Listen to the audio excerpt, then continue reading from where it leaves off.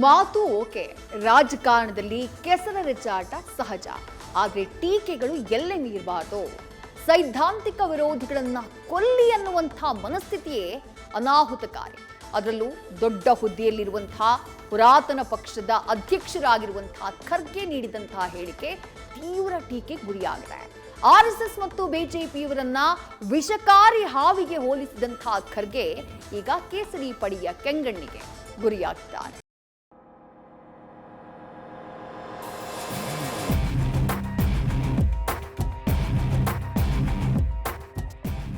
ಮಲ್ಲಿಕಾರ್ಜುನ್ ಖರ್ಗೆ ಕಾಂಗ್ರೆಸ್ನ ಹಿರಿಯ ತಲೆಮಾರು, ಸೈದ್ಧಾಂತಿಕ ಗಟ್ಟಿಗಾರ.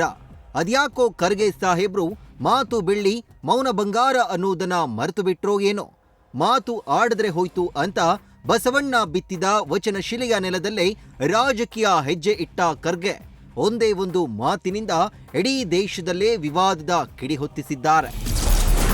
ಬಿಜೆಪಿ ಆರ್ಎಸ್ಎಸ್ ವಿಷಕಾರಿ ಹಾವುಗಳಿಗೆ ಹೋಲಿಕೆ. ಈ ಹಾವನ್ನ ಕೊಲ್ಲದಿದ್ರೆ ನಿಮಗೆ ಯಾವತ್ತೂ ಉಳಿಗಾಲವಿಲ್ಲ. ಕುರಾನ್ ಪ್ರಸ್ತಾಪಿಸಿ ಜಿಹಾದ್ಗೆ ಪ್ರಚೋದಿಸಿದ್ರಾ ಖರ್ಗೆ? ಅಸ್ಸಾಂನ ನಿಲಬಂಜಾರ್ನಲ್ಲಿ ನಡೆದ ಸಾರ್ವಜನಿಕ ಸಭೆಯಲ್ಲಿ ಮುಸ್ಲಿಮರನ್ನ ಪ್ರವೋಕ್ ಮಾಡಿದ ಖರ್ಗೆ ಜಿಹಾದ್ಗೆ ಫತ್ವಾ ಹೊಡೆಸಿರುವ ಮೌಲ್ವಿಯಂತೆ ಕಾಣಿಸಿಕೊಂಡ್ರು. ಆರ್ಎಸ್ಎಸ್ ಮತ್ತು ಬಿಜೆಪಿಯನ್ನ ವಿಷಕಾರಿ ಹಾವಿಗೆ ಹೋಲಿಸಿ ನೀಡಿದ ಹೇಳಿಕೆ ಎಲೆಕ್ಷನ್ ಸಮ್ಮರ್ನಲ್ಲಿ ಸಮರವನ್ನೇ ಹುಟ್ಟುಹಾಕಿದೆ. ನಮ್ಮೆದುರು ಹಾವು ಹೋಗ್ತಿದ್ರೆ ಅದನ್ನ ಕೊಲ್ಲಬೇಕು, ನಮಾಜ್ ಮಾಡ್ತಿದ್ರೆ ಅದನ್ನ ಬಿಟ್ಟಾದ್ರೂ ಹಾವು ಸಾಯಿಸಬೇಕು. ಇದರ ಬಗ್ಗೆ ಕುರಾನ್ನಲ್ಲೇ ಉಲ್ಲೇಖವಿದೆ ಅಂದಿರುವ ಖರ್ಗೆ ಬಿಜೆಪಿ ಆರ್ಎಸ್ಎಸ್ ವಿಷಕಾರಿ ಹಾವು ಅಂತ ಹೋಲಿಸಿದ್ದಾರೆ. ಈ ಹಾವನ್ನ ಕೊಲ್ಲದಿದ್ರೆ ನಿಮಗೆ ಉಳಿಗಾಲವಿಲ್ಲ ಅಂತ ಖರ್ಗೆ ವಿವಾದ ಸೃಷ್ಟಿಸಿ ಕಾಂಗ್ರೆಸ್ಗೂ ಮುಜುಗರ ತಂದಿದ್ದಾರೆ. ಈ ಹೇಳಿಕೆ ಬೆನ್ನಲ್ಲೇ ಬಿಜೆಪಿಗರು ಮುಗಿಬಿದ್ದಿದ್ದು ಎಲ್ಲೆಡೆ ಆಕ್ರೋಶ ವ್ಯಕ್ತವಾಗ್ತಿದೆ. ಇತ್ತ ಬೆಂಗಳೂರಿನಲ್ಲಿ ಮಾತನಾಡಿದ ಪರಿಷತ್ ಸದಸ್ಯ ಸಿಟಿ ರವಿ ಮಾನಸಿಕ ಅಸ್ವಸ್ಥತೆಯ ದ್ವೇಷದ ಹೇಳಿಕೆ ಕಾಣ್ತಿದೆ ಅಂತ ಟೀಕಿಸಿದ್ದಾರೆ. ಕೇರಳದಲ್ಲಿ ಗುಜರಾತ್ ಜನ ಅನಕ್ಷರಸ್ಥರು ಅಂತ ಹೇಳಿದ್ದಕ್ಕೆ ಕರ್ನಾಟಕ ರಾಜಕೀಯ ಎಳೆದು ತಂದು ಕಿಡಿಕಾರಿದ್ದಾರೆ. ವಿಪಕ್ಷ ನಾಯಕ ಆರ್ ಅಶೋಕ್ ಬಾಂಬ್ ಬ್ಲಾಸ್ಟ್ ಮಾಡೋರು ದೇವದೂತರ, ನಿಮ್ಮ ಭಾವನೆ ಏನು ಅನ್ನೋದು ಅರ್ಥ ಆಗ್ತಾ ಇದೆ. ಹಾವು ಯಾವುದು ಅಂತ ಜನ ತೀರ್ಮಾನ ಮಾಡಿದ್ದಾರೆ ಅಂತ ಕಿಡಿಕಾರಿದ್ರು. ಭಯೋತ್ಪಾದನೆ ಮಾಡೋರು ದೇವದೂತರು ನಿಮಗೆ, ಬಾಂಬ್ ಬ್ಲಾಸ್ಟ್ ಮಾಡೋರು ದೇವದೂತರು ನಿಮಗೆ. ದೇಶದ ಭಕ್ತಿಯನ್ನ ಬೆಳೆಸುವಂತ, ದೇಶವನ್ನ ಪ್ರೀತಿ ಮಾಡುವಂತ ಆರ್ಎಸ್ಎಸ್ ಬಿಜೆಪಿ ಬಗ್ಗೆ ನಿಮಗೆ ದ್ವೇಷ. ಅವರ ಇತ್ತೀಚಿನ ಹೇಳಿಕೆಗಳು ಹಿರಿತನದ ಮುತ್ಸದ್ದಿತನದ ಹೇಳಿಕೆಗಳಾಗಿ ಕಾಣಿಸ್ತಾ ಇದೆ.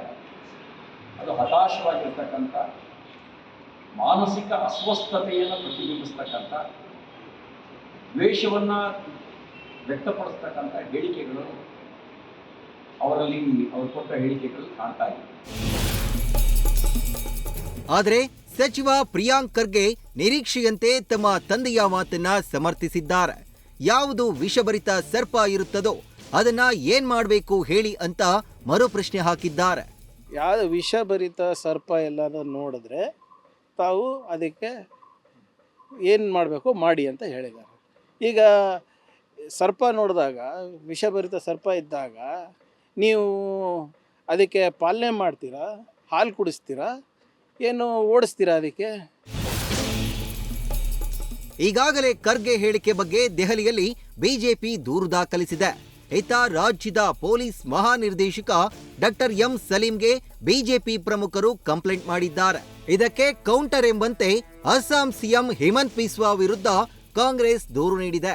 ಒಟ್ಟಾರೆ ಮಲ್ಲಿಕಾರ್ಜುನ್ ಖರ್ಗೆ ವಿಷಸರ್ಪ ಹೇಳಿಕೆ ರಾಜಕೀಯ ರಣರಂಗದಲ್ಲಿ ಭಾರೀ ಸಂಚಲನ ಮೂಡಿಸಿದೆ.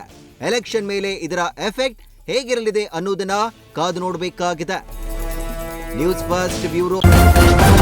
ನ್ಯೂಸ್ ಫಸ್ಟ್ ನಿರ್ಭೀತಿಯಿಂದ ನಿಮ್ಮ ಪರವಾಗಿ.